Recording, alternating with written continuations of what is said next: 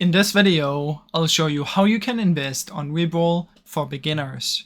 Now you can use the app, or you can use the desktop version, or you can use the web version. But what you want to do is you want to make sure that you open an account, and this is only available in the US.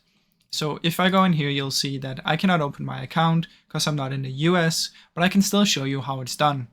So after you've opened your account and you send all of the information like your ID and proof of address, and once they have verified your account, you're now ready to trade. So you want to open up the web trader and you want to deposit some money. You can do that by going to your account, and once you've deposited money, you want to just search what you want to trade with. So let's say you want to do Tesla. Open up Tesla. In here, what you can do is down here, you'll see that you can buy and you can sell. So if you want to make a buy order, you can buy it by going into positions. And then once you've done that, you can also sell it from in here. So that is the easiest way to do it. Now, if you come over here to markets, you can see the top gainers in the period that you choose. So in the last 5 days, this one will be the most gained one.